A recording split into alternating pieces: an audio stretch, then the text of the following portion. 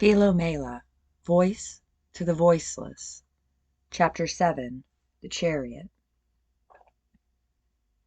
This is the part of the story where I've suddenly got the money to make one of my biggest dreams come true. As soon as the funds clear, I will have a decent budget with which to buy a camper and a truck to pull it. I am in shock still that it is about to happen, that the wheels are in motion, and my tiny home on wheels is going to be a reality. My mind spins with all the research to be done, all the possibilities to consider. I've started thinking of this not yet purchased travel trailer as the Chariot, with the accompanying not yet purchased pickup as the horsepower that will haul it. A chariot that will be one's house is a strange concept, with chariots usually being smaller, but I do like breaking molds. My chariot will be not for racing, but for living. When I took the job teaching Latin at the Catholic school, the outgoing Latin teacher met with me during the summer to give me resources, lesson materials, and just a lot of helpful stuff that she'd acquired over her years there and wanted to pass on to me. One of the items I inherited was a wooden chariot with bicycle wheels, built by some of her former students. It boggled me that I was in possession of a chariot. It was stored under the stairs below my classroom, being large and bulky. The long, detachable pulling arms rested on the floor next to it. Every morning when I walked into the building, I saw our chariot there to greet me, and it made me smile. One of my students took an active interest in the chariot. She enlisted her friends on the robotics team to help fix it up. It had some damage on the side from a crash that happened before I got it, and the robotics kids completely redid the frame, reinforcing it with new wood, which they painted a rich emerald green, one of our school colors. They also painted a fighting leprechaun on one side and a shamrock on the other, school symbols for Irish heritage. They put in cup holders, which seemed to be everyone's favorite feature, and added some padding and shock absorption with pool noodles.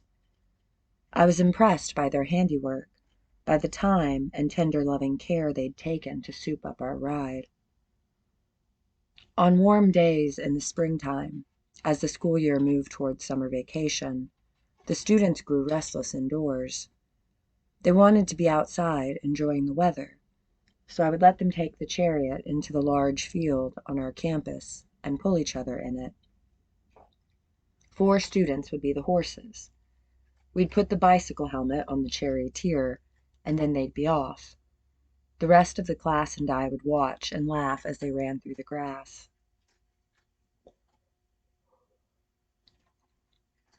One day, a group galloped all the way to the walking trail next to the road, where we could barely see them in the distance, but could make out that the boy who was in the chariot, a class clown who kept us all in stitches and was the originator of so many of our inside jokes, was waving at the cars passing by.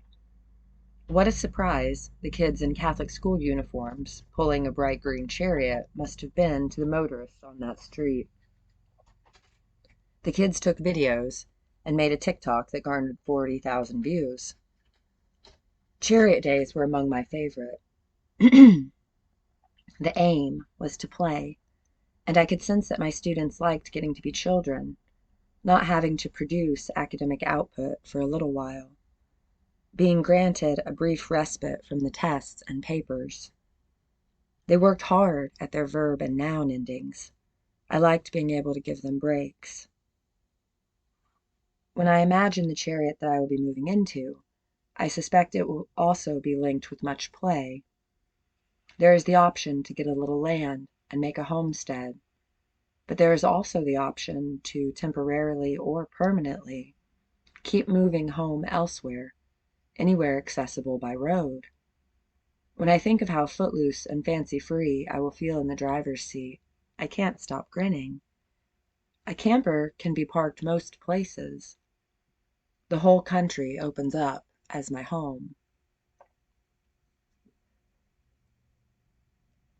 When I took the job at the Catholic school, my desire at first was to stay there until I retired, to teach for them until I was old and gray. That was before I realized what a toll it took on me to work for such an evil institution. Even then, though, I wondered how well it would suit my nature to stay in one place, especially a provincial redneck town where college football was the apex of local culture.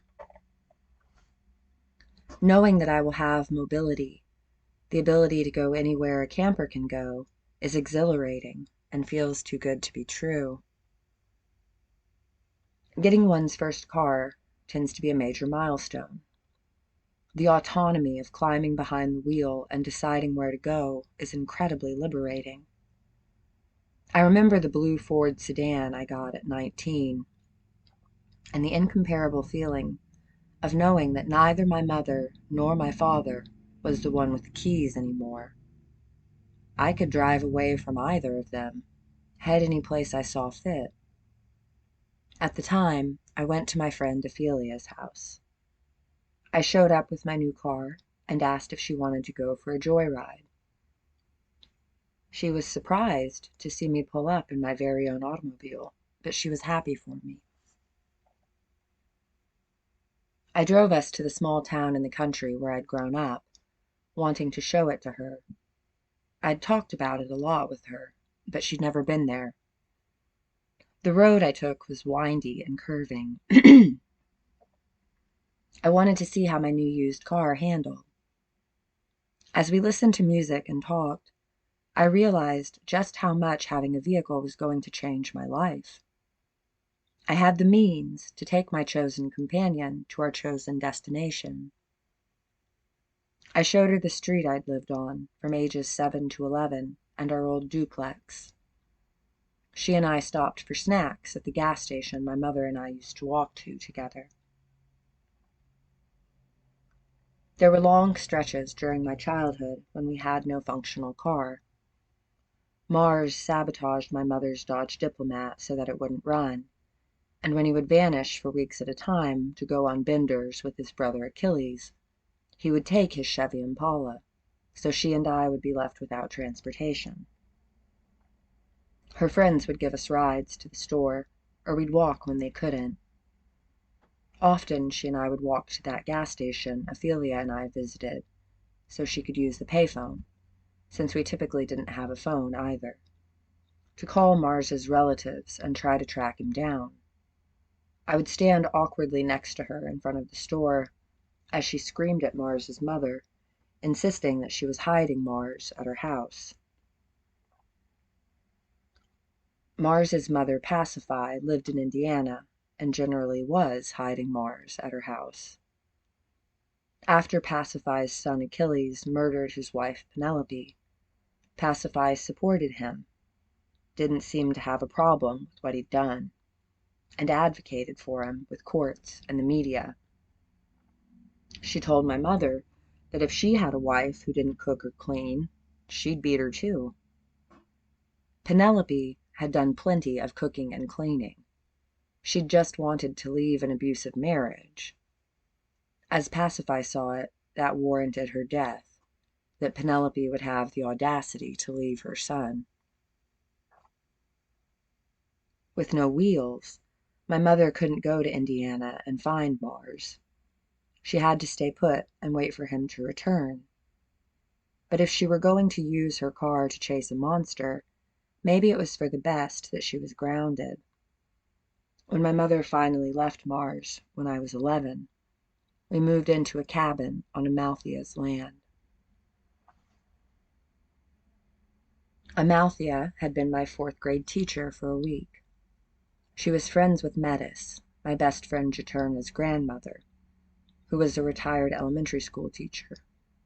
When Metis told Amalthea about the situation my mother was in, how she was about to be evicted, and also needed a place to hide from her maniacal, homicidal husband, Amalthea offered to help.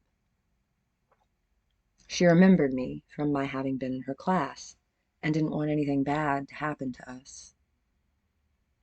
Amalthea told my mother that she had a newly renovated cabin in the front yard of her house where we could stay.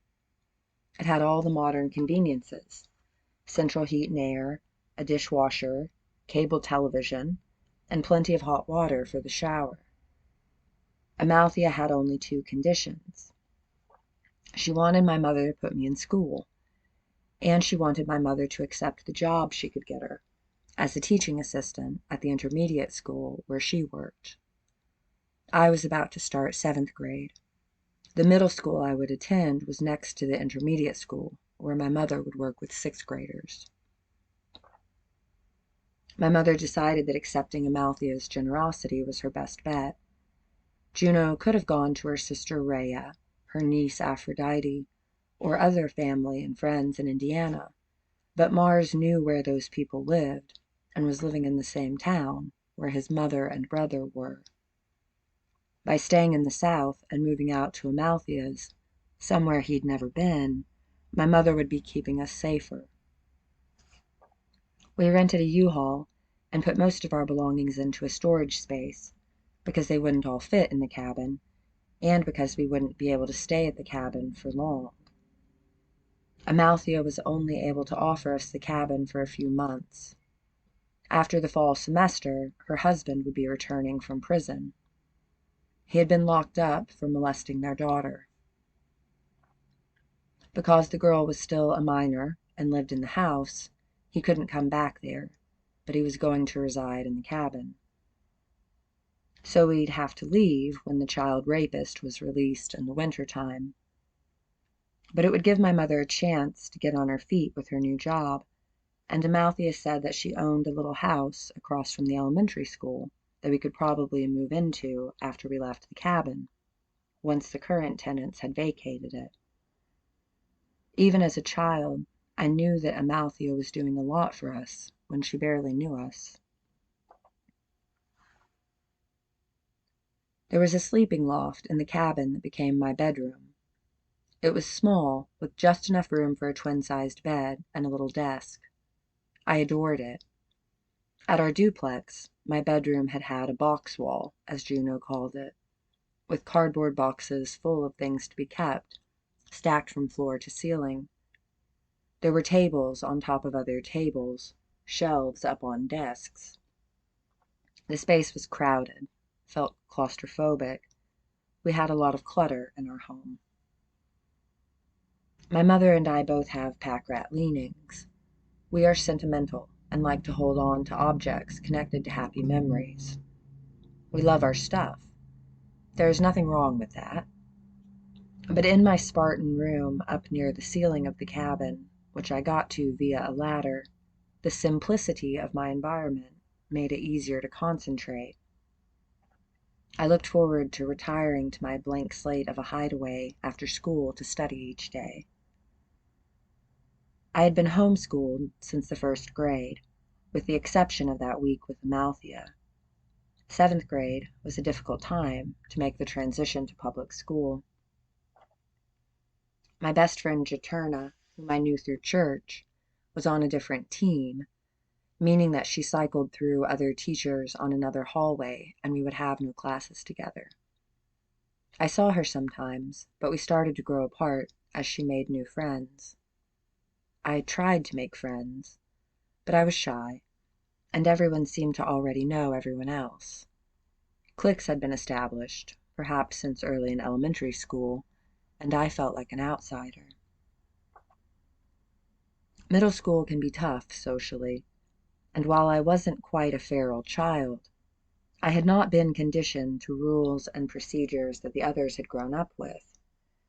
My homeroom teacher scolded me for brushing my hair during the morning announcements. I'd showered that morning, and I usually let my long hair air dry and then brushed it once it was fully dry, with a boar bristle brush, not plastic, so my hair would be shinier and have less breakage, as my mother had taught me to do. My hair was ready to be brushed once I got to school, so I started doing it, until the teacher said to me crossly, in front of the whole class, that this was not hygiene time, rolled her eyes, and told me to take care of my hygiene needs before class next time. I was mortified. I wouldn't have started brushing my hair if I'd known it was a faux pas. I was used to my mother's expectations, but I had no idea that certain things I did at home while learning, like brushing my hair or having a snack or working on 2 tasks at once, were now off limits. It was an adjustment. I had an English teacher and a pre-algebra teacher who were both kind to me, but I didn't like that homeroom teacher, who also taught social studies. She would write all over my pages in red and put critical remarks with question marks and exclamation points, as if my ineptitude shocked her, mostly because I would forget to date my entries the way she wanted. I wasn't familiar with having to head my papers in any kind of format. My mother knew my name, my class period, etc. That social studies teacher seemed annoyed by my ignorance on the administrative side of schooling and used me as an example when I slipped up. I came up on her radar frequently for offenses like getting up to sharpen my pencil without asking. How I wished she'd realize that I hadn't meant any disrespect. I just didn't know. I didn't have to ask anyone if I could sharpen my pencil or go pee at home. I just went. I wished she'd notice that I could read and write well, instead of only seeing my mistakes.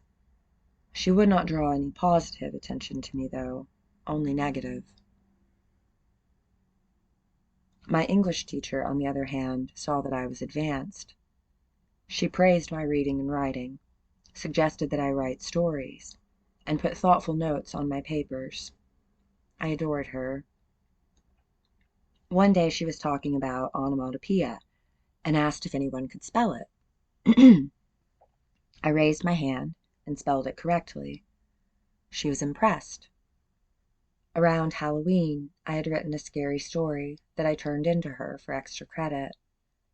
When she handed it back to me, she asked if I'd like to read it for the class. I felt embarrassed, so I shook my head, but she proceeded to read it aloud. It meant so much to sit there and listen to her speaking my words. It blew my mind that my English teacher, who looked so dignified and classy every day, who was so smart, whom I looked up to, would think enough of my story that she would take the time to share it with others. But to most of the kids, I was a nerd, a brainiac. They would rhyme my last name with Brainiac, and that became my nickname. I was a little chubby, with long, stringy hair that had split ends because I never got it cut, and thrift store clothes. My classmates made fun of my clothes, my weight, and how I was too smart. It was weird. I overheard comments that hurt my feelings, but wouldn't stand up to the bullies. I was struggling in PE. I couldn't run a mile without stopping at first, and I was teased for that. I started starving myself. I would eat a couple of saltine crackers and a bottle of calorie-free flavored sparkling water for lunch. By the end of the school year, I had lost a good deal of weight and could run the mile and then some without stopping. The other class where I was behind, besides PE, was math. I'd tested high enough in math to be placed in honors pre-algebra, but I was so lost. I had no idea what was going on. There were letters in my math problems now. There were negative numbers, and I had to be able to visualize where they were on a line. My mother had made sure that I knew my times tables, through the 12s, practically backwards and forwards. And I had done many practice pages and workbooks. But I had not cared much for math, so my mother didn't push it on me, particularly since she didn't like it either and didn't feel strong in it.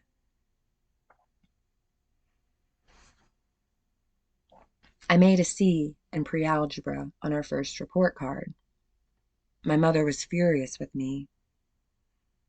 I was so scared of the wrath that I knew would ensue when I got home with that grade that I tried to erase and change it with my pencil, which just made the paper look rubbed out and obviously altered, and it enraged her further that I'd tried to lie. I knew I had to get my math grade up. I talked to my teacher, and she began tutoring me, giving up her time to painstakingly explain the things I was confused about. She helped fill in the necessary gaps in my background knowledge and got me up to speed. She was demanding as a teacher, but fair. I started making A's. My favorite class was Latin. I had been placed in Latin because of my score on a reading test. I knew nothing about it when I started. The language made sense to me, though, resonated on some level as logical, orderly. I was drawn to it. I was good at it without even trying. Latin came naturally to me. The connections with English were so obvious. Why was it hard for my classmates? Didn't they see how it all fit together? I got a 100 on every assignment. Latin was my niche. I wouldn't find out until many years later that Juno's mother, whose namesake I am, had studied Latin and had been excellent at it. Maybe it was in my blood. Or maybe the combination of my mother's songwriter brain and my father's computer programmer brain brewed a Latin savant. I just knew that I was pulled to it like a magnet. A boy named Icarus, who sat behind me, would see the grades on my papers when the teacher handed them back. He would comment on my scores. He was also very good at Latin and got top grades, but he was frustrated that he couldn't beat my 100s. He was nice to me, though, just had a friendly competitiveness. Latin class felt like the one room in the building where it was acceptable to be smart, where you wouldn't be ostracized by the other kids. Icarus called me a brainiac like it was a compliment, not an insult. He helped me gain confidence and talk to others more. The summer after that 7th grade year, he had an asthma attack at basketball practice and died. I was heartbroken to learn of his passing. My Latin teacher was soft-spoken, clearly brilliant, and formal, but not in an imposing way. I did not see her engaging in the same power plays with students that I observed from other teachers. She was businesslike, professional, there to talk about Latin, which she was obviously extremely knowledgeable about, not to discipline us. The focus was on the subject, not our behavior. I idolized her expertise in Latin and respected how she managed her classroom without yelling or putting us down. I felt secure. She was gone for a couple weeks once because her mother passed away, and I missed her during her absence. I could tell that she seemed sad and distant sometimes after she returned, that she was grieving, and I hated it for her. It wasn't until I was an adult and a teacher myself that I realized why Latin had appealed to me in my adolescence. It was a heavily inflected language with a complex grammar system. There were detailed rules about which endings to use in which instances, and because Latin remained static, frozen in time, it was predictable, followed patterns. I liked Latin because I knew what to expect, because it stayed the same. Unlike my home life, which was chaotic, Latin had an elegant stability to it. If I memorized the chart for first declension, then I could count on that chart not to switch up on me, could rely on the consistency. I liked Latin because it was something I could control and understand. It was a paradigm I could operate safely within. In the show The Queen's Gambit, similar observations are made about the main character's affinity for chess. My mother hated her job, absolutely loathed it. She had been assigned to a group of at-risk students, and she was forever butting heads with them. She had so little success building positive relationships with the kids that the school eventually decided it would be better for Juno to make copies in the workroom, not be in the classroom. She preferred being by herself and making handouts for the teachers, but she still came home from work in a foul mood most days. I would try to stay out of her way, but it was hard to avoid her in the little cabin. Things got worse when we moved into the shack across from the elementary school, which it seemed an exaggeration to call a house. It was benevolent of Amalthea to still provide a place for us to live, but the structure was dilapidated and falling apart. There was a big old propane heater in the main room that didn't work well, and the place was always freezing. We put a space heater in the bathroom to get it warm enough to shower, but you could see your breath in there until the space heater had been on for a while. I got pneumonia over Christmas break and had an allergic reaction to the penicillin I was given. I remember lying in bed shivering, my skin itching, burning, red. I couldn't even stand the sensation of blankets touching me. Everything hurt. It was a rough winter.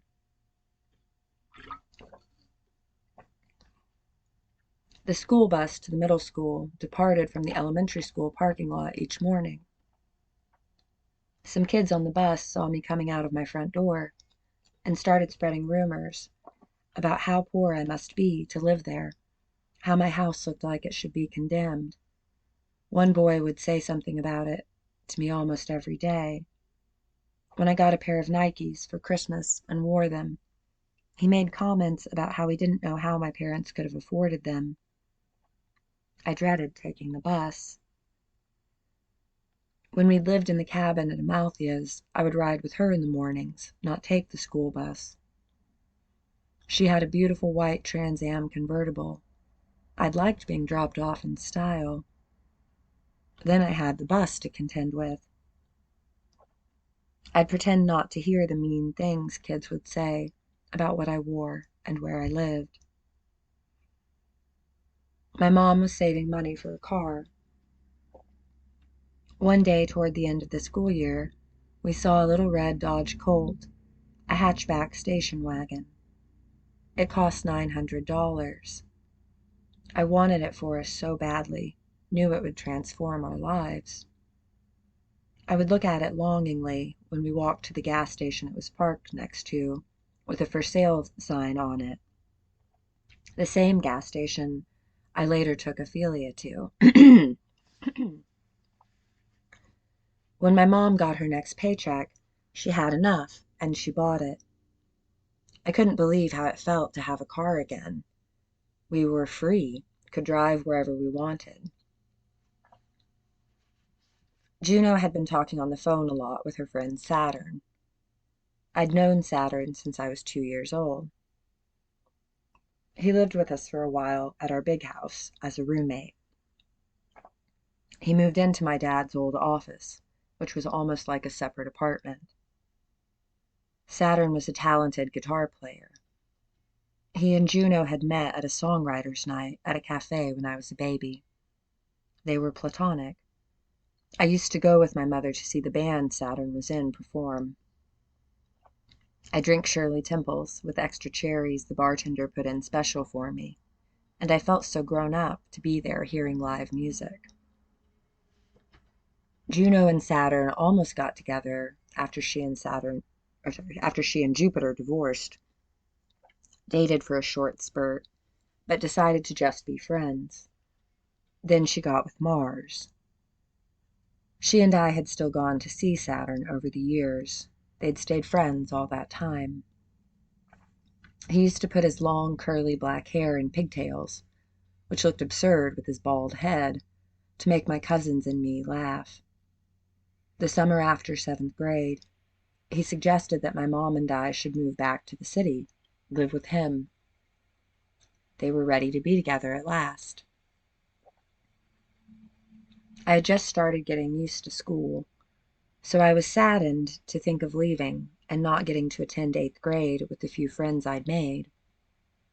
I'd auditioned for chorus and gotten in, and it was disappointing that I wouldn't be able to do it after all. But I did like the thought of returning to the city. And I liked Saturn. He was funny and had a way of talking to me like I was a real person, not just a kid. It was exciting that my mom was in love and that he wanted me to come too, was willing to be my stepfather. Juno tried to figure out options for my schooling. She was concerned about the public school I was zoned for being dangerous and decided to put me back in homeschool for 8th grade. But 8th grade is a story for another chapter. That little red Dodge Colt, our Chariot out of that small town, changed the courses of both my mother's and my life drastically. I have pondered much on the Chariot card. The imagery of the rider-waite design contains sphinxes as the steeds drawing the chariot. I have found sphinxes fascinating since I was a child. Famous for their riddles, as well as their habit of killing those who can't solve the riddles, they have an air of mystery about them.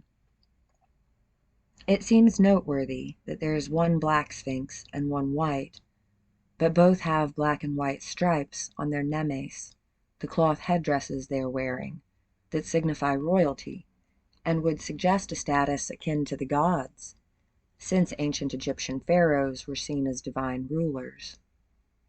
Just as the yin-yang symbol shows dark in the light and light in the dark, so too do these balancing figures. Sphinxes are sometimes portrayed as guardians, especially of temples or cities, such as in the story of Oedipus at Thebes. He answers the riddle, what walks on 4 feet in the morning, 2 in the afternoon, and 3 at night, correctly. He says that it is man, who crawls on all 4s as a baby, then walks on 2 feet, and finally needs a walking stick in old age. The Sphinx, so astonished that he has figured out her riddle, kills herself. Oedipus is granted admittance to the city, where he goes on to marry the Queen Jocasta, who turns out to be his mother. Oedipus thereby fulfills the destiny he tried to avoid, and goes on to blind himself when he realizes that he was blinded to the truth from his own hubris. Hubris is probably an important thing to steer clear of. But such morality tales about the dangers of challenging predestination might make us freeze up and avoid taking action for fear we might fly too close to the sun. There are also wings on the rider-waite chariot card. Before we dare to take up wings, to fly fast along either highway or skyway, perhaps we must face the riddles of the sphinxes in our own lives. This does not mean, however, that we will meet Oedipus's fate and be ruined. The chariot reversed can be a frightening prospect. Getting knocked out of the driver's seat or losing control of the racing vehicle, the horses running every which way. When I was about to lose my job at the Catholic school, I had a mushroom trip that was extremely powerful, described previously in the Magician chapter. It showed me many truths. One of them was that I needed to seize the reins of my life, grab the metaphorical wheel of the ship and steer it, begin acting like a man more traditionally would in terms of being bold and decisive. But without money to go out and make my dream happen, I couldn't find the solution to the riddle. Now my vision is becoming a reality. I can see more clearly that it wasn't yet time for things to fall into place. The needed funds arrived at just the right moment. It will be wonderful to go shopping with actual buying power. And may the only sphinxes around be my cats, protecting our home like the fierce lions and lionesses they see themselves as. They are certainly royalty, or at least conduct themselves as if they are convinced they are kings and queens, and they are probably the closest thing to divine beings I will encounter. The ancient Egyptians were on to something with the regard in which they held cats, I suspect. Much transpired in a short amount of time, as can happen once the wheels are in motion. When a plan has mass, and it gains velocity, the momentum can be hard to stop. On Saturday of last week, I went to look at a white camper with a green stripe down the side. It is now Thursday, and I am sitting in that camper, which I own, in the foothills of the Smoky Mountains at an RV park. Parked in front of my new home is a white Ford Expedition, an older SUV, but one new to me, that can tow my little home. The camper was one of the biggest purchases I'd ever made. My nerves were on fire at the prospect of spending so much on any one thing, even if it were a house. Some people buy homes for hundreds of thousands of dollars, sign mortgage papers that oblige them to spend the rest of their lives working to pay for their spacious domiciles. I imagine that many busy executives don't even get to spend much time at their ornate dwellings. My desire was to buy my way out of the rat race, to find freedom. I now own my home outright. The man I bought it from was a school bus driver. He had done much to renovate and make it nice. Some of my favorite features are the brand new queen-sized bed and the wooden paneling he installed in the sleeping corner after redoing the insulation in the walls. He also put in pretty brown and orange faux stone laminate flooring and matching backsplash by the stove. The golden fall tones are much to my liking. I might have picked them out myself. I had wanted vinyl or wooden floors, no carpet, so it would be easier to clean with the cats. I wanted bunk beds, too, for the kitties, which it has. Other amenities include air conditioning so cold it'll freeze you out, a stove with burners and an oven, a microwave, a refrigerator, a toilet, a shower, 2 sinks, a table with padded benches like one at a restaurant, ample storage, and plenty of windows. The ventilation is excellent. There are openings in the bedroom and bathroom ceilings that have screens and fans to blow air out. Everything is in working order. The camper is 23 years old, but it seems perfect to me, luxurious even. I bought the Ford Expedition on Easter Sunday.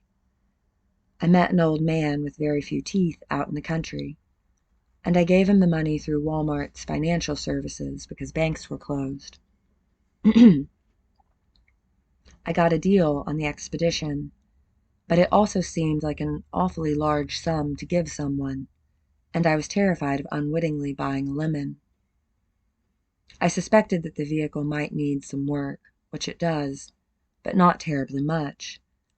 The repairs are doable and worth doing, considering what I paid. Other actual pickup trucks would have been thousands more, and it seems like a solid vehicle overall. One issue was the broken driver's side window that wouldn't go up or down and was stuck cracked open, since fixed. I've now driven it several hundred miles without problems, except that I nearly fried the brakes the first day I drove the big rig with the camper attached. I rode the brakes coming into Sevierville on windy, hilly roads, taking the curve slowly, and the back right tire started spewing toxic-looking black smoke as Asclepius and I were pulling into a gas station. I discovered from talking with a man there who came over to help that I needed to have an electronic brake control installed in the expedition. This was my first major lesson of RV life. Because the brake lights on the back of the camper were coming on, we thought we'd activated the camper's brakes when we plugged it into the SUV, but that hadn't been the case. The Ford had been stopping 6,000 extra pounds, all on its own, when its maximum braking capacity was only 3,000 additional pounds. I felt so lucky that the whole thing didn't go up in flames before my eyes, that I didn't destroy Peggy's brake system entirely. Before I drove Peggy, short for Pegasus, but also she is Peg Bundy, and also my Peggy Sue, and also Falcor. Like my cats, my cars have many nicknames, and I think if you talk sweet to your cats and your cars, they last longer. To haul the camper, Penthesilea pulled it for me with her pickup. Then Asclepius drove it away from Penthesilea's house with Peggy. I was the third person to tow it, as I wanted to watch them do it and try to get a sense of what to expect. They both had experience with pulling big trailers, while I did not. It was humbling and hard to admit that they were probably better suited to sit behind the wheel. I was itching to get in the driver's seat. When I did go on my maiden voyage, I found that it was simultaneously terrifying and much simpler than I had anticipated. Backing up was a daunting nightmare, but as for going forward, I discovered that all I really had to do was keep an eye on my butt in the mirrors and make sure that the camper was following the white lines on the road. I marveled at how well the Chariot moved with Peggy, how it swung into place behind her after a turn. I did need to make wide turns, but I grew accustomed to allowing for more room. It seemed impossible, like a feat of engineering, that this 28-foot-long home of mine could sail along fairly smoothly. It was like being on a roller coaster, an adrenaline rush, heady and thrilling. It was both fun and disturbing to pick up speed. I was still getting used to driving the expedition, but I felt as if I were learning her ways. Like me, she didn't like going fast up hills, wanted to be coaxed up gradually, not pushed. I began to feel a kinship with my steed. It was as if the massive rolling structure were an extension of my body, as if I could feel where each of the wheels met the asphalt. It astounded me to ponder just how many wheels were now in my fleet. The 4 on Pandora, the stick-shift Scion I already had, plus the 4 on the camper, the 4 on Peggy, and the 4 on the bikes Asclepius and I bought recently. 16 wheels, not quite an 18-wheeler, but close. There was no immediate need for bicycles, except that they would save gas and be a quality form of exercise for short trips, but I wanted one. As soon as I was perched on the seat of my cruiser, with its bright sea mint teal blue-green paint and jaunty metal basket, I felt like a child again, brave, mobile, ready to explore. I pedaled in circles around the Walmart parking lot, jubilant. Asclepius recorded me on his phone. He did the music that accompanies the Wicked Witch of the West in The Wizard of Oz as I rode by. And when I watched the video later, I was struck by how happy and carefree I looked. A couple days after that, we went to Panther Creek State Park, which was near where we looked at the camper, and rode our bikes. As I flew along, the wind cool on my cheeks, my velocity made me aware of the present moment, as it was imperative that I pay attention to my surroundings in order to survive. I remembered when I was 25 years old and fearless, and used to ride my bike all over New York City. I would zoom down steep hills in Harlem, dimly cognizant that hitting a rock or pothole at that speed could really fuck my shit up, possibly launch me onto the pavement, which was not known for being forgiving. I used to leave my yoga studio on 72nd Street, near Strawberry Fields and Central Park, and bike off to find adventure. Freshly showered after practicing in the hot room, often in a sundress, with my mat bag and my guitar case slung over my back.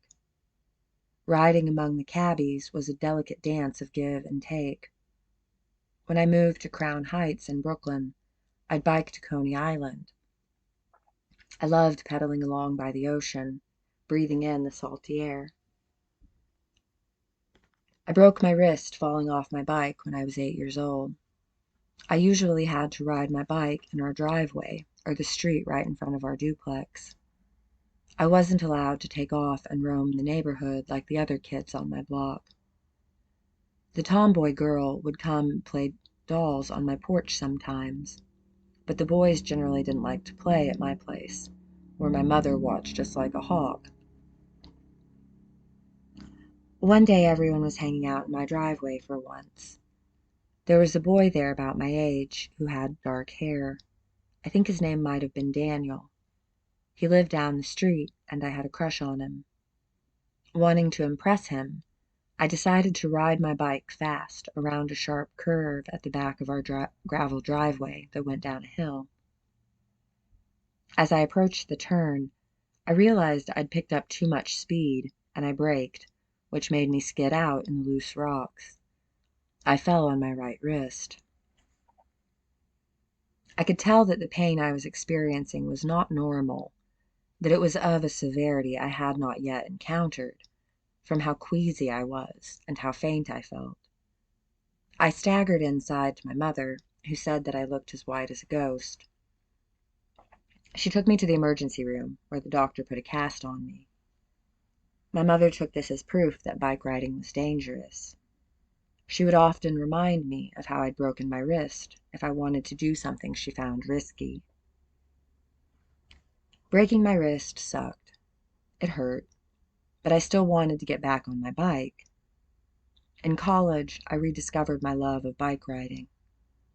I played rugby for a while.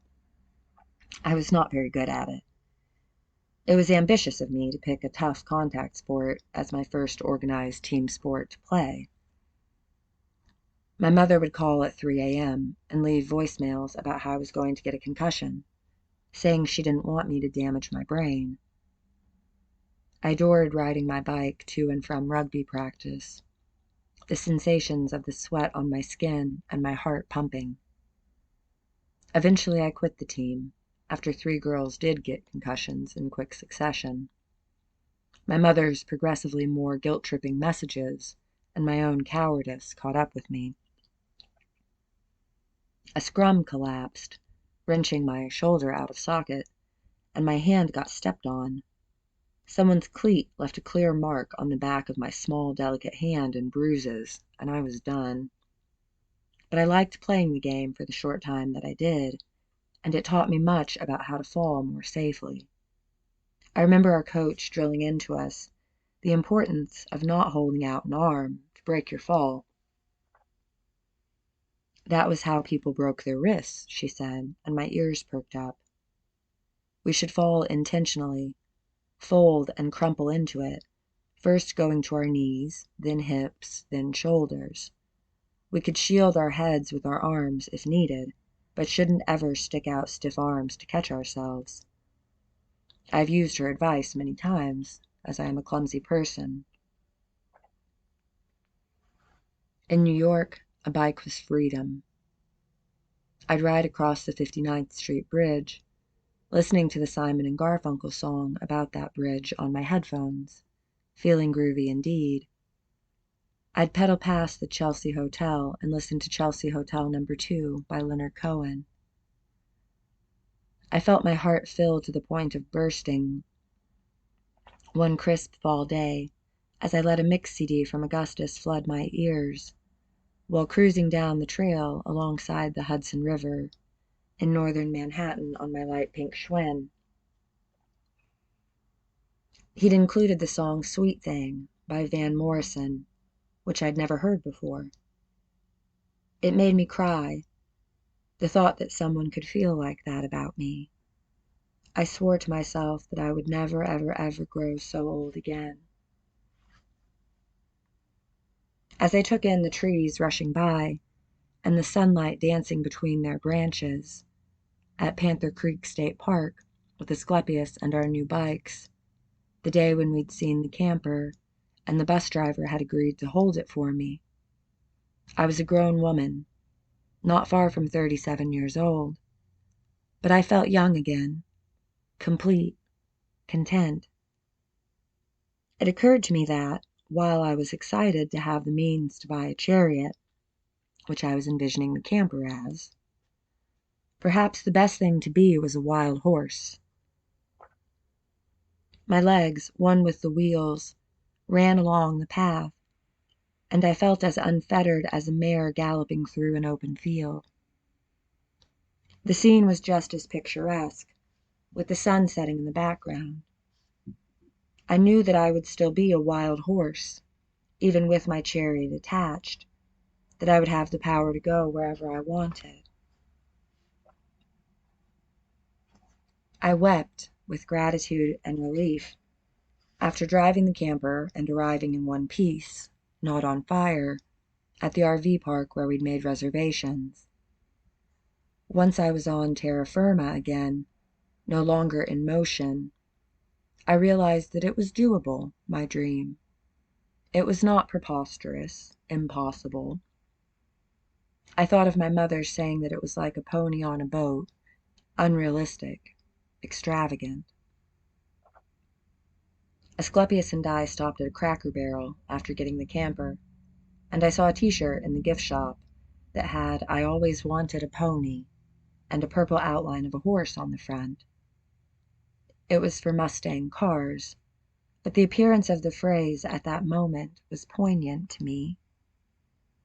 I almost bought the shirt, but it was kind of tacky and ugly. I just kept the sentiment of it instead. I knew that I had been given my pony and my boat. Yesterday, I had an alarming experience. Asclepius and I spent the afternoon looking at flowers in the mountains. It started raining.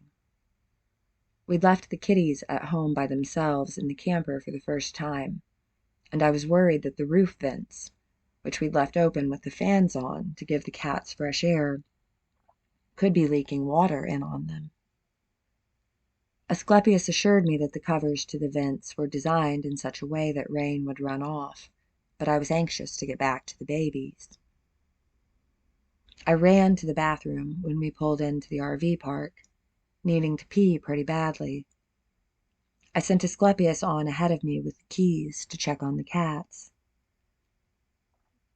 When my new shoes, slick from the wet trails we'd traipsed along, hit the smooth marble tile surface of the floor, I went down so completely and quickly that I barely registered it was happening until I felt the impact, until my face was smushed into the ground, and my right wrist was throbbing so painfully that I was certain I must have broken it again. I laid there whimpering in shock, until I wiggled fingers and toes long enough to surmise to my satisfaction that I seemed unscathed, and gingerly stood up. I still had to pee, so I went into the first stall on the left. The next thing I knew, I was floating. I was without form. I was somewhere near the clouds, but I was also on the bathroom floor. I became aware that I was outside of and inside of this body lying there, and I asked myself, what does it mean to be human? The reply, to have consciousness, came. I wondered, what is this consciousness's name? For a while I did not know my name, and the not knowing was frightening. I thought I might be dead, or at least have brain damage. What if I were paralyzed? It was very hard to move. I was half in and half out of the bathroom stall, underneath the door. Similarly, I felt both in and out of the world. My pants were down, I realized, looking at my lower half inside the stall, and there appeared to be a good deal of blood around my head on the bathroom floor outside the stall. I was confounded by how I was supposed to get up, with the door above my midsection, and how weak I felt. Finally, motivated by a desire to see just what the blow to my head was like, I pulled up my pants and crawled out of the stall on my belly like a toy army man or a snake. The sight of myself in the mirror terrified me. I had several large streaks of blood running down my face, mostly covering my features. I staggered outside to find Asclepius, unsure of what I'd done to myself, still foggy, looking like a woman in a horror movie who's just escaped from the chainsaw-wielding killer and is trying to locate help. Asclepius was there, asking what had happened, and I felt myself release into his care. We got me cleaned up, and I began to deduce what had happened. I'd passed out and fallen from the toilet, giving myself a fairly big gash on the forehead, right at the start of my hairline, where a widow's peak would be if I had one. It is shaped like a lightning bolt, and will probably leave me with a Harry Potter scar. I've been wrestling with spells of nausea and dizziness, confusion, all week. It's been 5 days since my injury, and I am still very sensitive to light and motion. There I'd been, so afraid of an accident while driving my land boat, my magical mystery tour caravan, nervous about a crash, about twisted metal and shattered glass. But what got me was my own urgency to use the restroom. A tumble like that could have happened anywhere, anytime. If I might lose my life doing something as stupid as hurrying to pee, then why not do what I want with my life while I have it? This does not mean to throw caution out the window, to be reckless, but I am choosing to travel the route of brave adventuress, not shrinking violet.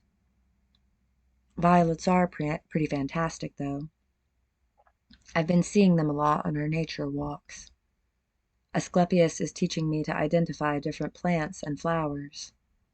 I now know trillium, bloodroot, spring beauties, geraniums, trout lilies, daylilies, columbine, and others. I look forward to all the things we will see and do and learn together. I am glad he is along for the ride.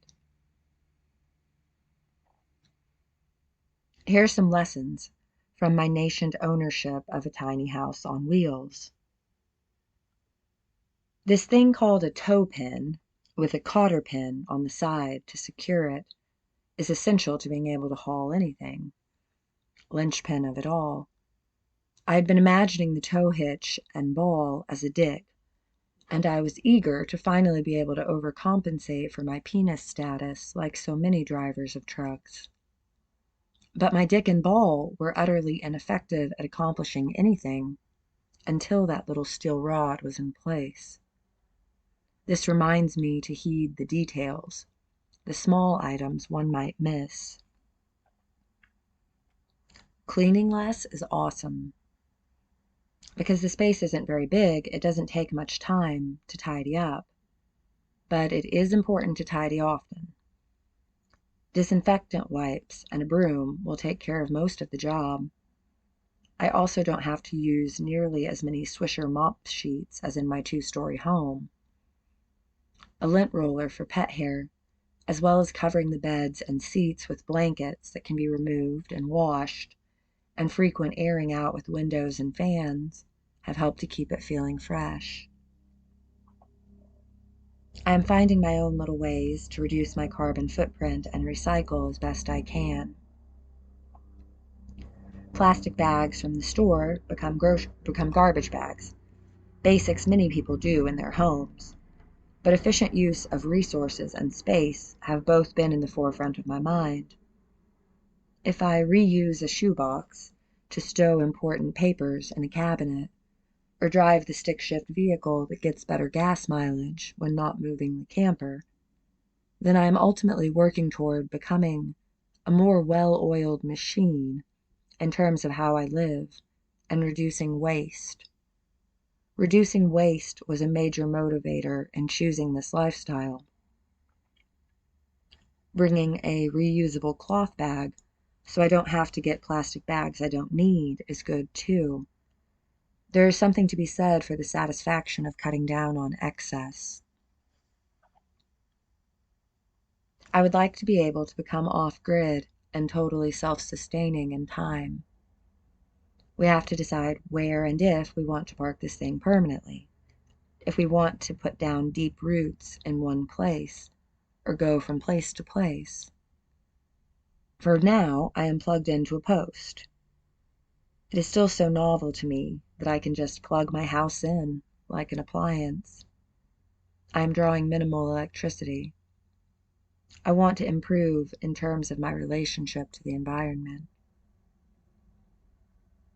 To shed weight, both literal and emotional, I've already donated and intend to donate many more belongings that may still be beneficial to others, but have done enough to serve me, in particular books and clothes.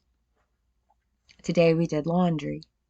The bedding and all of the clothing both of us had with us made 2 loads, which we used the coin washers and dryers in the laundry room to do. It took an hour and a half, and we have what we need for the week to come, from socks to pillowcases to cat blankets, all smelling of Snuggle fabric softener. I still have closets full of tubs to go through back at my apartment, but as I pare down to the essentials, I've been thinking of what my priorities really are, or should be. Clothing may seem like a superficial example, but it could be a telling one. Should I hold on to dresses I never felt confident in? Ones that I liked on the hangers, but that didn't hang right on my frame? Or should I keep quality pieces that I feel I look good in, and allow those articles of clothing I wasn't enthusiastic about to go to a thrift store, where they might make another woman's day, might become one of the power outfits in her wardrobe? What if the conservative turtleneck sweaters I gave away, ones that were still in good shape, enabled a woman to cheaply dress herself professionally and start a new job with her head held high, feeling positive about the image she was projecting? What if a high school kid found my copy of The Bell Jar, a book that spoke to me during that time in my development, and their choosing to pick it up because it was only $2 wound up providing a friend to them during the turbulence of adolescence? Also, with grocery shopping, my fridge is not the largest, but that is all right. It is not so bad to think about what you will eat, plan meals, not have a stockpile of TV dinners gathering frostbite in the back of the freezer. In New York, it was common that I would buy food for just a few days at a time, because I walked, biked, or took the subway most places, and could only carry so much from the store in one trip. This is a bit like that. There is nothing wrong with buying in bulk, but I like the nowness this miniature lifestyle lends to my days. I am thinking of the immediate future, not the murky, far-off land of what could be, preparing for every eventuality. I had wanted to get a Dodge Ram pickup truck to pull the Chariot. That was my dream ride, but it just wasn't feasible. When I ran off to New York at 23, I drove a gray Dodge Neon with a spoiler as my getaway car. I found out not too long after arriving in the city that it had a bad transmission. I gave that car up and switched to a bike. There have been multiple Dodges in my life. My mom bought the Diplomat from my childhood at an auction. It used to be a police car, and the back doors wouldn't open from the inside. There was also the Colt, which got us out of the country and to our new home with Saturn. Maybe I had a brand loyalty. In my research on trucks, though, I read many reviews of older Dodge trucks having transmission problems. The only one I'd be able to afford would have an awful lot of miles on it, and having been burned by the neon, I didn't want another bad transmission to deal with. I went with the lower mileage SUV, even though I didn't love the thought of a Ford. I tend to think of Fix or Repair Daily as an acronym for Ford. But my first car was a Ford, and it was reliable, even if it needed a few things here and there. I am hoping we will get plenty of years out of Peggy. I love driving her. I have a thirst to be on the road again, to be seeing new places. But I have also been nesting like crazy. Perhaps this is more like being a turtle or a hermit crab, carrying your home on your back, than being a charioteer. But maybe it is all of the above. Everything acquired for the new house has felt moving in its significance. I bought 2 hand towels with little vintage campers on them, one for the kitchen and one for the bathroom. The kitchen one has, "This is how we roll," and the bathroom one has, "Home is where you park it." A throw pillow for the bed that says "Home Sweet Home," new sheets, and a quilt. None of them expensive, not even Walmart's finest, but all of them priceless to me. Asclepius got a little square picture I wanted for the ledge in the sleeping corner that has a shiny metal crescent moon and the words "Love you to the moon and back." I put up a beautiful collage from a friend and a painting she did of a tree. I hung up a wooden sign with a camper on it that says "Welcome," that I'd kept for years, for whenever I got one to hang it in. And sat 3 small camper figurines I'd had for the same reason, in the kitchen, bedroom, and bathroom. I put a teal and magenta hamsa above the bed, and 2 pictures from home. One of them says "Dream big," and the other says "Never get so busy making a living that you forget to make a life." I've chosen the messages I want around carefully. When I think of the chariot, I think of wheels, motion, daring turns taken fast. Wheels bring to mind the Wheel of Fortune, a tarot card that comes later in the major arcana, and how the tides of fate can shift for all of us. My hope, my heart's desire, is that I am about to enter into a phase of life where the wheel has finally turned in my favor. Hasn't there been enough disappointment, enough loss?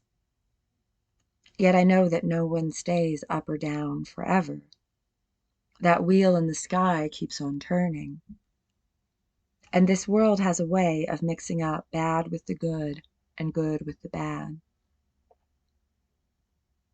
I'd been amused at myself for being house-proud, a phrase my Aunt Sybil once used to describe herself when she was excited about her new apartment and picking out personal touches like paint colors and cabinets. I had the idea floating around in my head that pride cometh before a fall, which I tried to write off as Christian brainwashing. But then I did have a great fall. I am still stiff and sore from it. The worst happened, in a sense. Not that things couldn't have been much, much worse. But I took a tumble onto my head and got a concussion.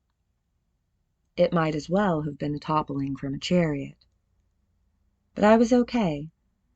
I was able to stand up, to dust myself off, and live to race another day. I did a Zoom Latin lesson with a former student the other day, and we read a cartoon strip where one of the characters talked about being a veteran gladiator. I would not go so far as to call myself a gladiator or a veteran, not in seriousness, but there have been many battles, and I have survived 100% of my bad days so far. I'm beginning to feel more like an independent adult, to have a basic faith in my abilities. I need to talk about bitches for a minute. I realized after finishing the last chapter that one probably shouldn't call women bitches in a feminist manifesto, that this might be problematic. I could try to rationalize this away by saying it is merely symptomatic of my own internalized misogyny, but that does not seem sufficient. It bears further examination. I could say that I am simply reappropriating the B word, as black people might with the N word, or gay people with the F word, but that's a cop-out. I used bitch as a pejorative, not as a term of inclusion, but as a weapon, as it has been wielded against me. I've been called a bitch too many times to count. What is a bitch? I guess it's generally associated with being mean, spiteful, pushy, excessively angry, belligerent, unreasonable, malicious, domineering, manipulative, selfish, traits of that nature. Sometimes I've been called a bitch just for advocating for myself, for being assertive. Sometimes I've legitimately been a bitch. But it is telling that the word is gendered. A bitch isn't just a dog, it's a female dog. I could have said that Juno and Cleopatra were being jerks, assholes. But something in me lashed out with the word bitch. I've also called men bitches. Probably more men than women. But that's problematic too, to feel a need to insult a man by emasculating him. I'm going to work to eliminate this word from my vocabulary. For now, I'm going to leave previous appearances of the word as they are, if for no other reason than to show my own imperfection, and how I too am a product of this system. Maybe my lack of restraint of pen will make me more relatable to men, or to any who have gasped at the sting of a betrayal and had the knee-jerk reaction of, that bitch, how could she? Bitch and witch are off by only one letter. As a self-described witch, who feels great empathy for those women who have been persecuted for being different, I do not want my very language to prop up oppression. Language matters. Specificity in language matters. If a bitch is, fundamentally, a female dog, then do I mean that? No, not really. My female dog, Cerberus, is quite lovely. Juno and my former bestie, Cleopatra, might wish I were comparing them to dogs, but I like dogs way better at the moment.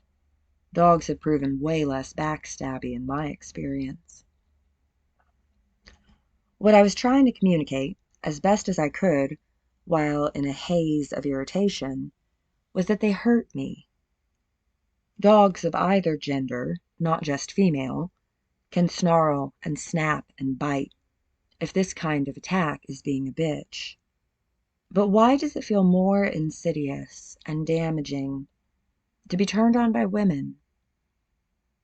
Is it because they are supposed to be sweet and loyal and nurturing? Is the contrast between society's expectations that women be perfectly patient and kind, and the reality that women too can deal devastation, just too stark? It's also unsettling and upsetting to be let down by men, but it's not surprising. Seems like par for the course. If Cleopatra were in front of me, I would try to explain to her that calling women schizophrenic for no valid reason, is the kind of shit men have done to women to discredit them for centuries, that she made herself part of the problem. I would say that she proved my point, that toxic masculinity is alive and well, including in women who act as tools of the patriarchy. She probably wouldn't get this, but I too need to wise up. If I go around calling women who do things I don't like bitches, I am being just as degrading and belittling as the men I claim to oppose. The flash of anger that comes when you have been wronged, when someone has deliberately dealt you malice, is natural. Anger is a normal human response. More often, I have felt righteous indignation flare up over how I have been treated by men. I have been living at dire risk of becoming a misanthrope for some years now.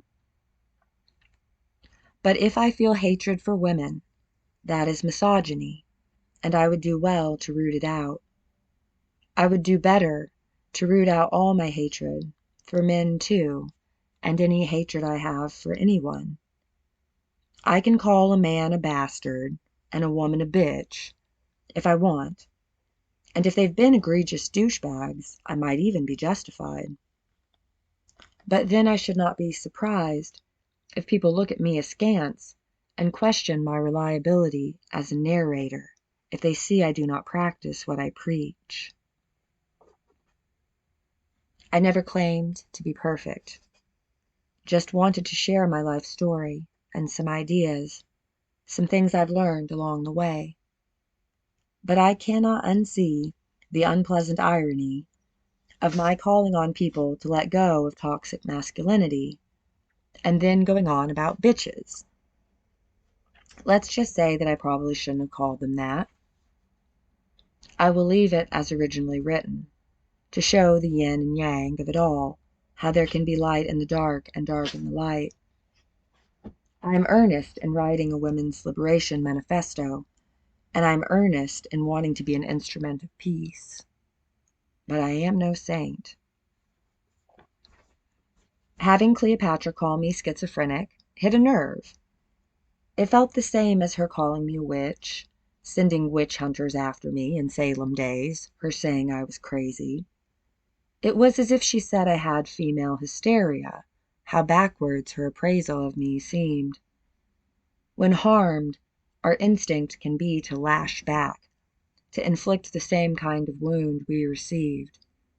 This primal response, while understandable, is something I want to evolve past. But I am also committed to truth, and truth is, Cleopatra did me pretty dirty.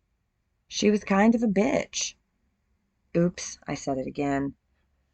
Women, we should also commit to not being nasty. Not in the sense of a nasty woman, per Trump, but nasty as in mean and spiteful to our women friends. Saying she started it sounds immature. But it does matter who throws the first punch, who fires the first shot. It is the difference between aggression and self-defense. There is still an absence, a void in my life where she used to be. I miss the funny memes and gifs we used to send each other daily. It saddens me that I will not get to continue seeing her children grow up. When I visited Cleopatra a couple years ago, her middle child, a precocious, verbally advanced little girl, and I bonded somewhat. She pointed to all of my tattoos and named them, shouting out, "Unicorn, Care Bear, Bunny Rabbit," with wonder and glee. She was about 3 years old, and we had some lovely conversations during that weekend I spent with them. I remember feeling struck by the woman Cleopatra had become, but also aware, there with her 2 daughters, of the inner children in my friend and me. I felt positive about our relationship, sentimental about how you couldn't make old friends. I thought Cleopatra and I would be close, until we were little gray-haired women with walkers. We used to send each other videos of dancing grandmas and say that would be us. Losing a supposed soul sister hurts almost more, if not more, maybe more, than losing a romantic partner, because one often feels, or at least I felt, as if we would be there for each other through all life's ups and downs. Men might come and go, but you assume your bestie will stick around. Things don't always work out as you'd like, and I get that. But the way she went about ending our friendship felt much harsher than necessary. And if she were truly concerned for my mental health, would she have publicly lambasted me and made me out to be a lost cause? In her post about me, she urged people to get help for mental illness before it was too late. Was it too late for me? I hadn't gotten the memo. What is that dividing line between an acceptable level of crazy and too far gone? And what did she think I was suffering from? Schizophrenia, which she was the only person to have ever diagnosed me with. I was diagnosed in the past with depression in college, and later with premenstrual dysphoric disorder and polycystic ovary syndrome. I do struggle with my moods and emotions in an actually fairly predictable way related to my cycle and hormones. Cleopatra also had PMDD and PCOS and claimed to relate to my symptoms. I was eventually also diagnosed with post-traumatic stress disorder. However, I have not wanted to use my mental illness as an excuse to treat people poorly, and I have done much over the years via therapy, reading, support groups, yoga, meditation, etc., to try to address my issues and take responsibility for my actions. I did not accept Cleopatra's opinion of my mental state as fact, but I knew that she had intended to hurt me with it. Cleopatra would offer me encouragement at various points when I was sad about my infertility, telling me that she had still gotten pregnant in spite of having what I had. I wanted to hope that my experience would be like hers, where it just took a while, but happened in the end. It didn't pan out like that for me, though. When she said to me in private messages that she needed more friends who were moms, but proclaimed outwardly that it was because I was schizophrenic, both stung of betrayal. She knew that not being able to be a mother was a sore spot for me, as was people calling me crazy. And from there sprang my ire. Ophelia, the friend I once took on a drive to my childhood small town in my first car that night, ended our friendship of 8 years right after I graduated from college. She didn't trust me, she said. She didn't like Paris, my boyfriend at the time, and she thought I had a bad temper. There were other things I'd done, written about her in my online diary, relied on her heavily for help, that weakened our bond and eventually destroyed it. At the time, I was angry, hated her for giving up on me, for what I felt were minor offenses we could get past. Later, I came to see that she'd done what she thought was best for herself. I accepted it, grieved it, and did my best to let it go because I knew I had to. When I was in AA, I used to hope that I could make amends with Ophelia and ultimately maybe have her in my life again, because I missed her. Almost a decade after she stopped talking to me, I ran into her then fiancé, Salinas, at an AA meeting. We had been friends as teenagers. He and I reconnected, and he asked me to be his sponsor. I would meet him at coffee shops to do step work and talk. Sometimes Ophelia would call. and I could hear her speaking through his phone. She knew he was with me, but did not acknowledge me, which felt awkward. I attempted to make amends with her after discussing it with my sponsor. Ophelia accepted my apology and said that she forgave me and wished me well, but did not want to resume our friendship. It was crushing, hurt, felt like a stab wound in the chest, but I left her alone. I'd secretly built up a story in my head, one where I broke toxic cycles by staying sober, and then, as a reward, I would be reconciled with Ophelia. I also included in the story that, by giving up drugs and alcohol, I was putting myself in a position to be a better mother, so the universe would surely grant me a baby. Neither of those scenarios worked out anything like I'd hoped. I had to deal with that and move on. Salinas, smarter than I, left AA because it was too religious for his taste, and I never saw him or Ophelia again.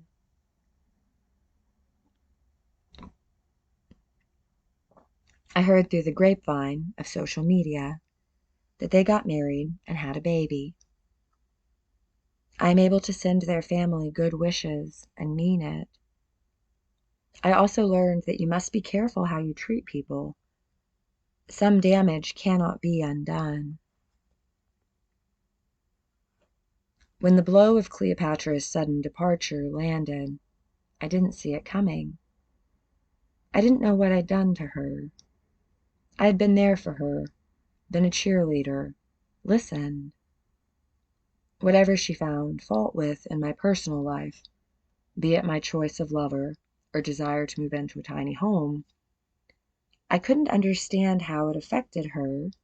Not really. Not what I decided to do in my own world in another state. I didn't mistreat her, take things out on her, show her malice. I had sent her pictures of some pretty wildflowers Asclepius and I saw on one of our walks. She left the messages unread for weeks, and then she cast me out coldly from her kingdom when I tried to talk to her. I can take the blame for Ophelia, see where I was culpable, but I cannot take this on. And so in my outrage, I cried, "Bitch." But if I am to forgive people for being bitches, or dicks, or assholes, or whatever gender-neutral pejorative related to being rotten and rude you'd like to insert, then hopefully others can forgive me for being bothered by such behavior. Ophelia often drove us around in her family's big white van. Some of the most influential times in my adolescence took place in that van. Sing-alongs, deep conversations. Ophelia helped me make friends. She introduced me to people she knew, who introduced me to people they knew. I developed a sense of social belonging with that group, felt like a part of. When Ophelia went, so too did many of her friends, who had become my friends, but had still known her first. That feeling of being persona non grata was difficult. I did do some things to shoot myself in the foot there, though, such as slapping Hannibal in the face. I was 16 years old. I had been grounded for 3 months, after Juno found out that Hannibal and I had had sex from reading my diary. The night I got ungrounded, after being on solitary confinement, only allowed to go to school, I went to a movie night at a friend's house. Hannibal showed up with his new girlfriend. It was the first time I'd seen him, since before my mother forced us to break up. We'd snuck and corresponded through emails for a while, but he started to move on. I was upset that he didn't want to try with me anymore. The sight of him walking through the front door of our friend's house, a house where we'd spent the night many times and snuck off to have sex in the bathroom, with someone else on his arm made me lose it. The new girlfriend had shiny hair, sparkly teeth, and glossy knee-high boots. She was beautiful. Jealousy took over, and I jumped up from the couch where I was sitting, yelling, "How could you?" I leapt at him and flailed with both arms. I barely made contact, but I did see the shock in his eyes as my palm connected lightly with his cheek. The new girlfriend, Fama, who became part of that friend group, referred to it as the night I had physically assaulted Hannibal, and said that he had to seek counseling because of it. She did much to turn others against me. She called me a moon-faced gorgon, for instance. In the final estimation, Ophelia chose to stay friends with Fama, presumably until the present day, but to part ways with me. In college, I was cool with Hannibal and Fama, would go to social gatherings where they were present, and be cordial. Fama and I even started doing things one-on-one, becoming close. I could never quite live down having been the crazy ex, though. Was I violent? Dangerous? I didn't think so. But as a high school girl, who was a hopeless romantic, convinced that I would be with the boy I'd lost my virginity to forever, that we'd get married, that he was the love of my life, when pushed to the extreme of seeing him holding hands with a pretty young woman I knew he was sleeping with, when he'd told me he'd always be there for me, I snapped. I did lash out physically. I honestly don't think I hurt him, more startled and horrified him, but of course I shouldn't have done that. Ophelia said that she saw in me a rage she didn't want to be around. That was her prerogative. But being rejected for my outburst at my ex-boyfriend, which took place when I was a vulnerable teenager enduring emotional abuse at home, left a mark on me. For years, I felt as if people would turn their backs on me if they saw the real me, if I let them in and showed them my messy side. Back when all that happened with Ophelia, Hannibal, and Fama, Cleopatra remained my friend. Cleopatra also remained friends with Ophelia and Fama. She had met them through me, and it felt a little odd to me that she took an active interest in socializing with them, in spite of how catty they'd been to me. From my perspective, they were demeaning at times in their conduct where I was concerned, excluding me from social events and requiring that I have separate visitation with Pan, a mutual friend who'd fly in from New York. Cleopatra still spoke of both Ophelia and Fama in a positive light, admired them, would make comments about how well Fama did her makeup, showed me pictures online that I didn't have access to. Cleopatra did not seem to feel a need to show loyalty to or solidarity with me by distancing herself from them, and I didn't want to ask that of her. But from the age of 22, when I was disowned by those friends from high school and college onward, I had a hard time in friendships with women. I was always waiting for women to turn on me, or form a triangulation where two of them ganged up on me, or reveal that they'd been talking shit about me behind my back. Yet I remained sincere and transparent in my friendship with Cleopatra. She and I had a policy of there being no such thing as too much information in our conversations. I told her just about everything, shared my true self with her. People can think I'm crazy. That's all right. I don't mind all that much, having gotten used to it. All the ex-boyfriends, ex-friends, former students' parents who badmouthed and online bullied me after I took on the Catholic Church, and any other haters are welcome to line up and character assassinate me. Call me nuts. I will look at their thinking me insane as a compliment, and as proof that those who go against the grain are frequently met with scorn, that I am probably on the right track. I know myself. I can be realistic with myself about my various strengths and shortcomings. I can own times I made poor decisions, when I was irrational, maybe even crazy. But aren't we all a little crazy? And I do not give up on myself as a being because I had some lapses in judgment in the past.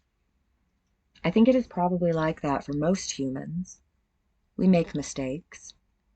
We are complicated creatures, distinguished from other animals in our ability to think abstractly, to plan, to use reason, but also rather limited in our myopia, how we can become overwhelmed by intense emotions, and our tendency to realize things only in hindsight. Even then, as a species, we unfortunately often fail to learn the mistakes of history and or to learn the lessons of history and keep repeating the same mistakes. But I do not want to be doomed to go in circles. I think it's myopia. Oops, that's going to bother me. Because you're myopic, but you have myopia. Anyway, I do my best to avoid compounding regrets, eliminating whatever I can that didn't go so well the first time. Lessons do have a way of coming back around until we have mastered them, and on occasion I've been dismayed to find myself feeling as if I'm right back where I swore I'd never be again, whether in the context of having a drink, when I still used whether or not I'd done that particular thing as a barometer of my worth, or ending up with another abusive man after I thought I knew the warning signs, or any number of moments when it hit me, fuck, I did that shitty thing again.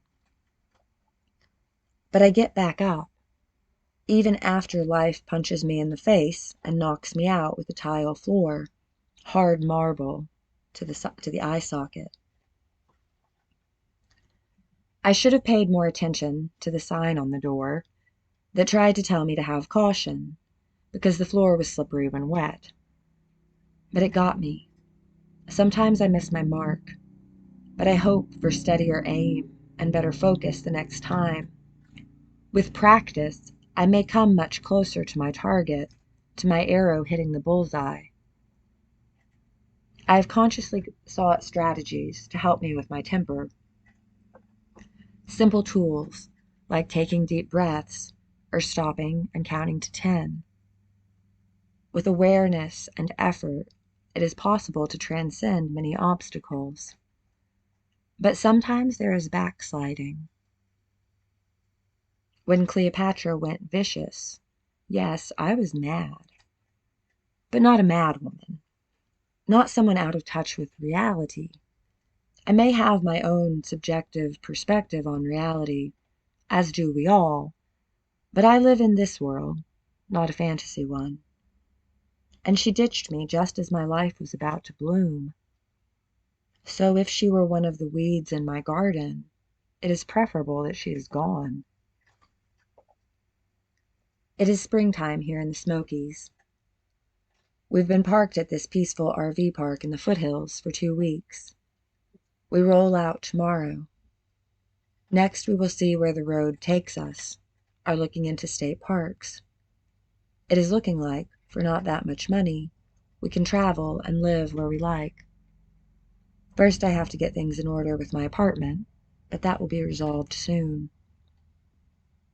In the Latin textbook Ecce Romani, which I learned from in high school and taught many students from, there is a chapter entitled Vehicle Spotting. In the weeks leading up to and after purchasing the camper and SUV, I felt at times as if I were in that chapter, scrutinizing all the vehicles around me. In the story, the Cornelii family has gone on a journey, giving the curriculum a chance to put in cultural units on the perils of travel and inns. But their carriage gets stuck in a ditch after the driver has to swerve to avoid a speeding chariot. The children sit by the side of the road and watch different vehicles go by. Marcus and Sextus are bored and argue about what kinds of vehicles are approaching. When we made our reservations at the RV park, the woman in the office told us that there was going to be a car show in town that weekend. It wasn't just any car show, though. It was the annual Rod Run in Pigeon Forge, which essentially turns the main parkway into a parking lot and at times a drag racing strip. While we were paused, waiting for my head injury to heal and for the electronic brake control to be installed, we saw an impressive variety of cars and trucks from what seemed like every era. There were many older vehicles that had been restored, classic makes and models, alongside enormous new pickup trucks with lift kits and flashy neon lights on the wheels. I saw several Chevy Impalas from the late 1960s, like the one Mars used to drive. It was almost sensory overload, especially on Friday and Saturday nights, when the crawl of traffic took over the town. We ventured out to return a cat harness that didn't fit to TJ Maxx, and it took us hours to go a few miles. People were sitting in lawn chairs on the sidewalks, watching the parade of automobiles. With so many shapes, sizes, and shades, I couldn't help but see the long line of vehicles as a testament to mankind's imagination and ingenuity. Instead of accepting that we as a species were limited to walking as far and as fast as we could manage on our own two legs, we began devising ways to get places more quickly. Idling all around me were examples of our creativity and scientific advances. If only we could make a way for them to run that did not pollute the planet. Many manufacturers have made major advances in these areas, but sadly, energy-efficient cars are not as widely accessible or in demand as they could be. I watched Proud Boys send out black clouds of exhaust and felt sad for the Earth Mother Gaia that she must breathe our toxic fumes. I will try to be mindful of my own fuel consumption and cut back where I can. As far as the plot of Ecce Romani, the chapters where the Raida, or carriage, is stuck in the ditch are generally known among students and teachers alike for being dull. It is a Kizium, a light two-wheeled chariot, that Cyrus, the driver of the Raida, swerves to avoid.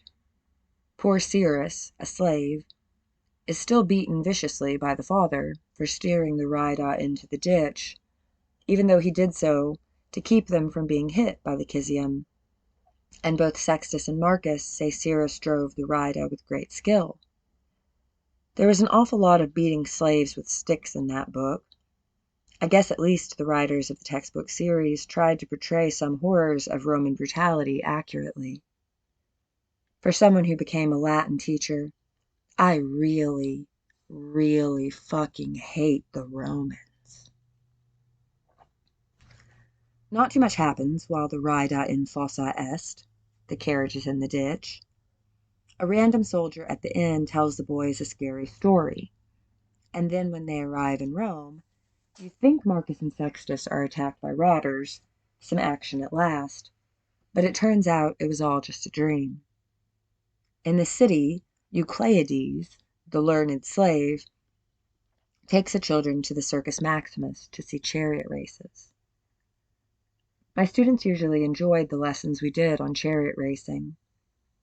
We learned about how there were teams with different colors, and I would think of how it seemed like chariot racing evolved into NASCAR. I used to show them a video with a modern reenactment of a chariot race, and I would be struck by how engaged we all became, how we each picked a favorite driver and rooted for them. The kids would jump out of their seats and shout. I liked the blue guy and would join in the cheering. I've never been a NASCAR fan, but I guess I could see how it might appeal, with the speed and the death-defying turns. I tend to find it too stressful, the thought that someone could get hurt. Having recently experienced how nerve-wracking it is to manage sharp curves in my Chariot, there is something to be said for the nerves of steel it would take to make such precise movements while going so fast.